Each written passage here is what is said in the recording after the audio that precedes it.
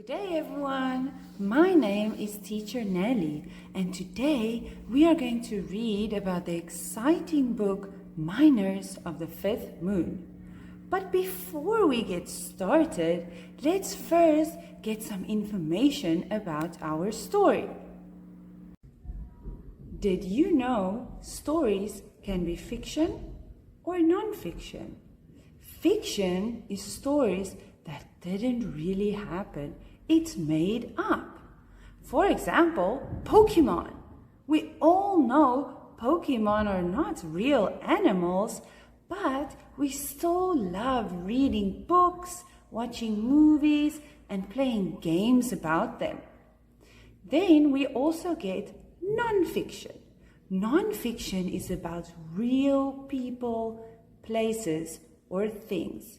This really happened. And there are animals like this. For example, in some science magazines, they give us more information about real animals. So let's have a look at our story at the cover page. Do you think our story is fiction or non-fiction? Let's have a look at our cover page.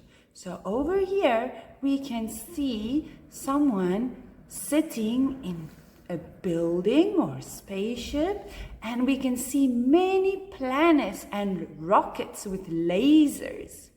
So this gives us an idea that this story is made up. It didn't really happen, so it is fiction. Characters are the people and animals that are mentioned in our story. So if we look at this picture, what characters do you see? Correct. We have Goldilocks, the girl on the bed, Mama Bear, Papa Bear, and Baby Bear. So we have 4 characters. Let's have a look at the 5 characters in Minors of the Fifth Moon. First up, we have Captain Flint. He is the captain of the big mining ship, and he is very strict and very serious about his job. Next up, we have Cosmo. Cosmo is the main character who the book is about. He is 16 years old, and he's a pilot of a scout ship. That means he goes looking for asteroids. His dream is to travel the whole galaxy. Next up, we have Sal. Sal is second in command, and she is the pilot of the big mining spaceship. Then we have Dex. Now, Dex is a very lazy, and he's very greedy, and he always gets into fights with everyone.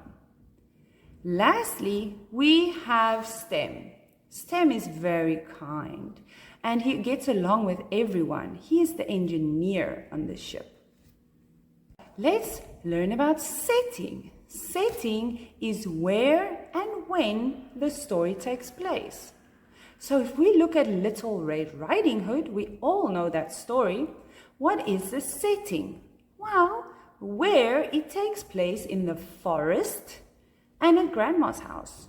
When does it take place? Well, we know it's sometime before electricity, before telephones, and before cars. So it's sometime in the past.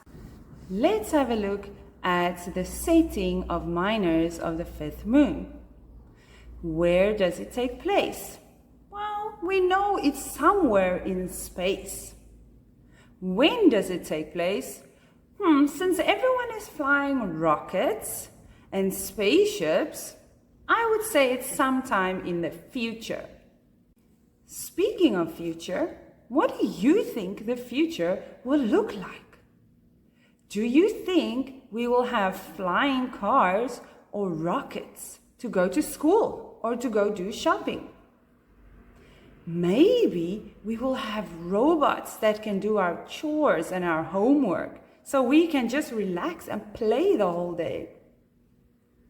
Do you think our homes will look different in the future? Maybe we'll even be able to live on other planets.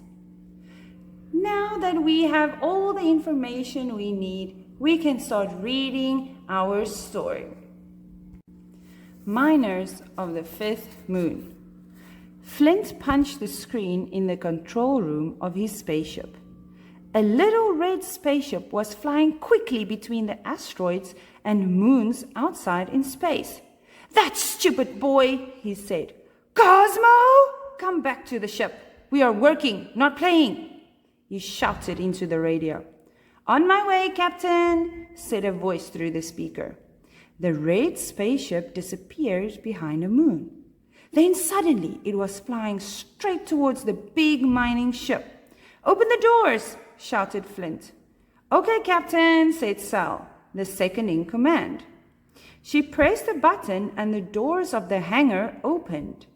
Cosmo's little spaceship shot up, then flipped backwards and landed perfectly in the hangar. "Woohoo!" shouted Cosmo's voice over the radio. Flint scratched his long beard. Sal walked over and stood beside him. "He's not a miner, Captain," she said. "If he's on my ship, he is a miner. That's a good job with lots of adventure. Drilling into asteroids and moons, flying through space. It's exciting." "What's wrong with him?" he said. Sal looked Flint in the eye. "Talk to him," she said. In the cafeteria, two men were eating sandwiches and drinking tea as Cosmo walked in.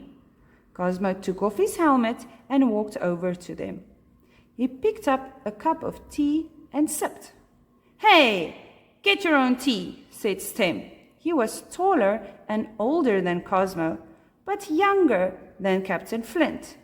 He was the ship's engineer. "Cosmo, you think you're so special, don't you?" said Dex. He was in charge of the laser drill. He knew more about the galaxy than anyone. Cosmo laughed. He was only 16, but he was already an excellent scout ship pilot. It was his job to look for new asteroids and moons where Dex could drill. "No, I'm not special. I've never seen the fifth moon," he said, smiling at Dex. "Don't talk about things you don't know about, boy. That treasure is real, and I'm getting closer to finding it every day. Just you wait," said Dex. "Leave him alone, Cosmo," said Stem. "Everyone has to have a dream." Well, you will have to read the rest of the book to see what happens with Cosmo in the mining town and after.